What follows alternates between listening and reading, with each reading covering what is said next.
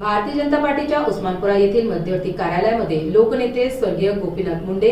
यांच्या जयंतीनिमित्त विनम्र अभिवादन कार्यक्रम घेण्यात आला। या अभिवादन प्रसंगी भाजप शहर जिल्हाध्यक्ष किशोर शितोळे यांच्यासह सरचिटणीस ताराचंद गायकवाड, सरचिटणीस रामेश्वर भादवे, उपाध्यक्ष जालिंदर शेंडगे, उपाध्यक्ष संजय जोशी यांच्यासह अन्य पदाधिकारी व कार्यकर्ते यांची मोठ्या संख्येने उपस्थिती होती। आपले लोकनेते स्वर्गीय गोपीनाथरावजी मुंडे साहेब यांची जयंती आणि आपण पाहिलंय की जनसंघ ते भारतीय जनता पार्टी हा प्रवास करत ज्या वेळेला भारतीय जनता पार्टी उभी राहत होती, जनसंघ आपला काम करत होता, पक्षाचं अस्तित्व फार कमी होतं, अशा वेळेला तळागाळातल्या सामान्य कार्यकर्त्यांना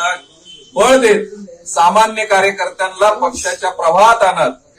महाराष्ट्रातल्या 18 पगड जातींना भारतीय जनता पार्टीशी जोडत ज्या नेत्याने काम केलं, आज आपण जो भारतीय जनता पार्टीचं एक चांगलं स्वरूप बघतोय, त्याच्यासाठी आपलं आयुष्य दिलेलं, आपण पूर्ण आयुष्य झिजलेले असे माननीय स्वर्गीय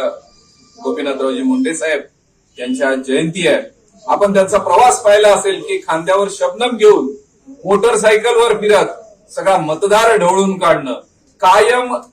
कार्यकर्त्यांच्या जाळ्यात राहणं, कायम सामान्य माणसांच्या जाळ्यात राहणं आणि सतत प्रवास असेल, सामान्य माणसांचे प्रश्न घेऊन आंदोलन करणं असेल, संघर्ष करणं असेल, हे सगळं शिकवण्याचं काम, माणसं घडवण्याची कार्यशाळा ज्याला म्हणता येईल असं व्यक्तिमत्व माननीय गोपीनाथरावजी मुंडे साहेब होते। आणि म्हणजे अगदी मी सुद्धा त्यावेळेला महाविद्यालयातून निघून नुकताच नोकरीला लागलेलो होतो आणि त्या काळात त्यांच्या संपर्कात आलो, त्यावेळेला त्यांची सोबत राहिल्यानंतर जी ऊर्जा मिळायची, जी प्रेरणा मिळायची, सामान्य कार्यकर्त्याच्या खांद्यावर हात ठेवून चालणं आणि बोलणं जे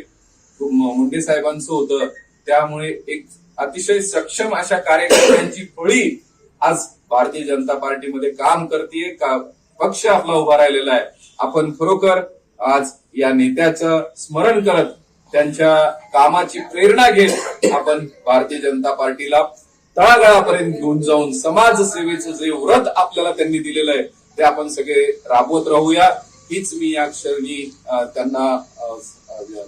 आदरांजली देतो। आणि आपण सगळेजण त्यांच्या विचाराचा वारसा घेऊन आपली सगळं भविष्य वाटचाल करत राहू हे चिंतन करतो। धन्यवाद।